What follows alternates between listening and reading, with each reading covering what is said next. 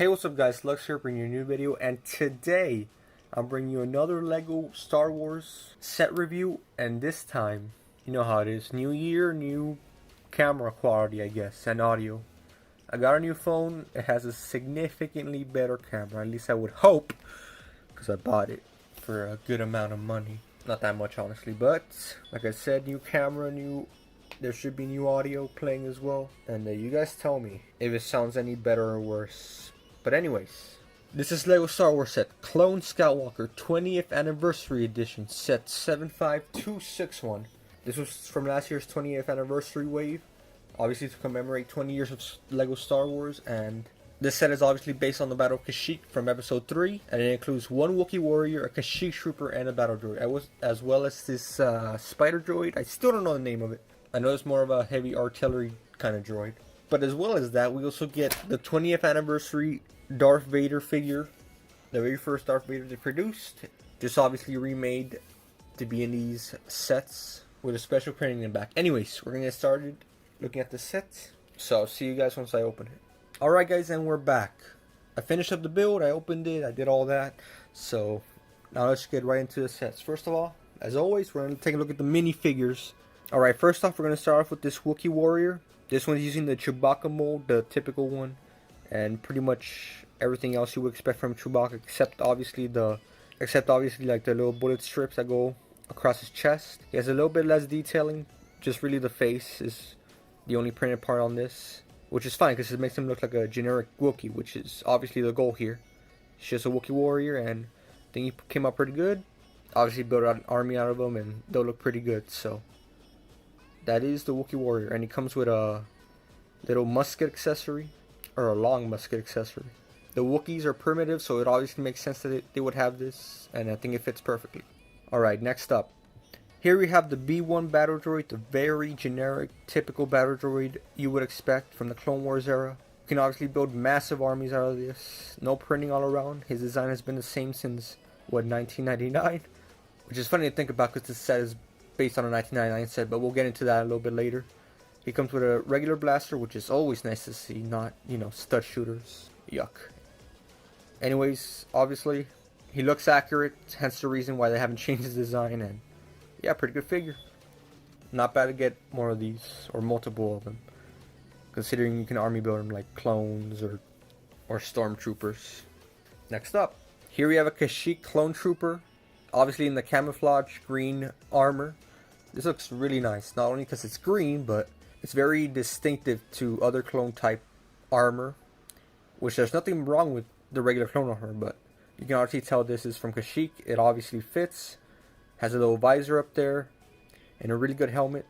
If you take the helmet off, obviously you can see the regular angry clone face, the one that's pretty much a staple for all clone troopers and even stormtroopers alike. You can see real good printing on the torso design leading up to the legs. I mean, Star Wars figures always get like the best treatment. Even the helmet has a good amount of printing all around, and the back. So yeah, nothing to complain about here. Really good figure. Comes with a good blaster as well, so that's another plus. Last up here, we got the classic Darth Vader. I know this is technically including a build, but it's an essential part of his figure, so I might as well include it here. Here we got the classic Darth Vader. He comes with the very hard cape, or the harder-esque material cape, instead of the soft ones that we've been getting recently. Obviously, it's not ideal to bend them or anything. This is a very basic figure, because obviously it's based off what they had in 1999, and they pretty much recreated exactly, or as close as they could. The defining feature about this is that in the back, Darth Vader comes with a 20th anniversary print, to obviously distinguish him and celebrate 20 years of Star Wars, LEGO Star Wars that is. And now that his helmet's off, might as well show off his face. This is the face they had back then as well. No yellow, because obviously his face was burned. And here we got the Darth Vader helmet, so pretty neat. Obviously there's a better helmet now, or arguably. I know some people would prefer the older mold, but objectively the new one's better. All up to interpretation. Oh, sorry, forgot to mention, it also comes with a printed 20th anniversary plaque, so that's really nice, with his name on it, Darth Vader. So they're all pretty much unique. Alright, time to get on to the builds. Alright, first off, here we have a little trench build with a turret on top of it, which is a really nice build. It uses the sniper rifle piece, which works well for indicating a long turret build.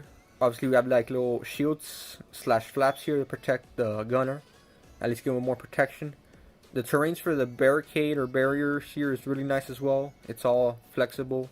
You can move it around however you wish. Obviously, I would like to have it in a U shape typically, but you can obviously have it positioned however you want. It's a small little build, but very effective. Really nice build.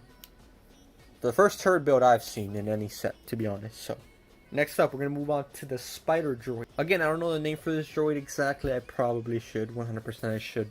But I don't. So, we'll call it spider droid. I mean, it looks like a spider. I know this the spider droid is a bigger one. Anyways, getting off topic. Okay, here's the build. We'll just call him spider droid for now. This is a pretty nice build. Obviously, replicating the droid we see in episode 3 and in the Clone Wars TV show. I think it does it pretty well. The only gripe I have with this is I would prefer, instead of having this stud shooter, which you just press down on it and it shoots. Most of us are aware of that by now. I would prefer like a little tube extension to give out that gun look, because that would look way more accurate in my opinion. And I'll show you what I mean on the Clone Skywalker once we get to it. But overall, it's good. The legs are decent built. They're a little flimsy, like they can come off like that. It has a little transparent brick in the bottom to make it stand up better. And overall, I think it's a pretty good build. I can tell what it is, even though I don't know the exact name. But yeah, I think it's a good build all around. It's one of the better droid builds. Obviously, room for improvement, as most droid builds are in Lego. But yes, I'm okay with this. I'm happy with this. Now for the last build of this set.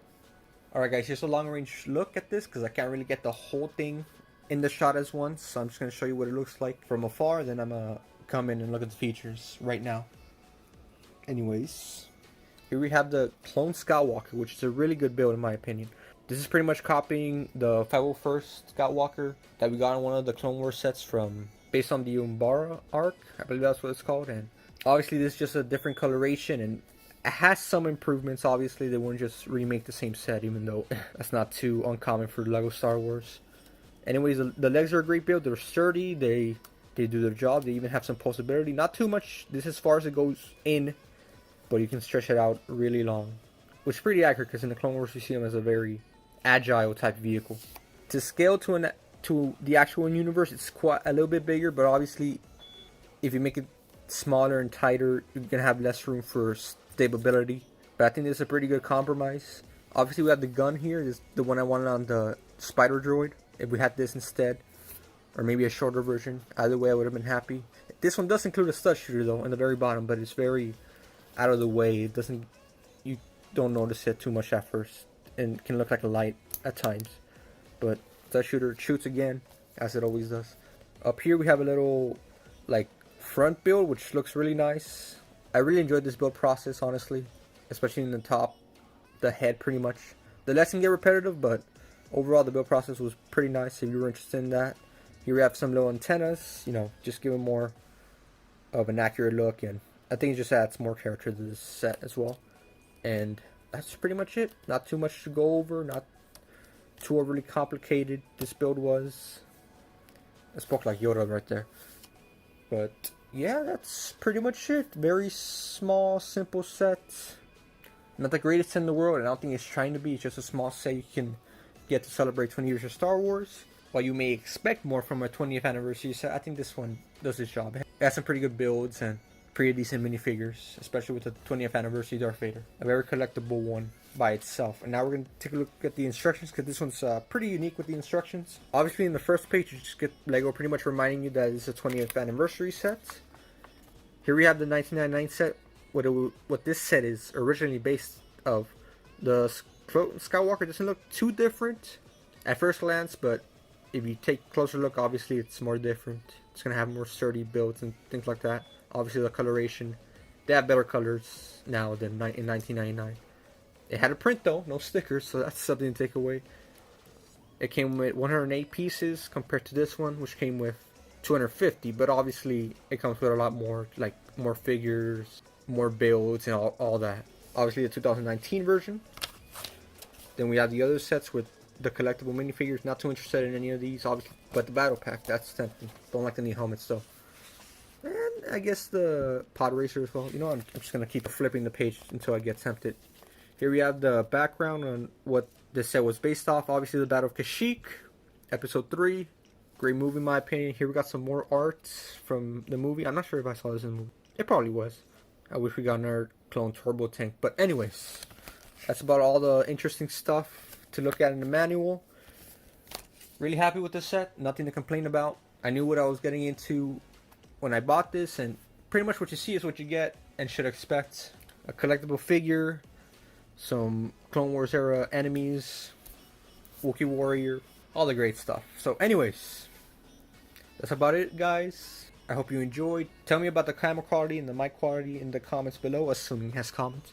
But yeah, that's about it, guys. If you enjoyed, you know what to do. I am terrible with outros, so goodbye.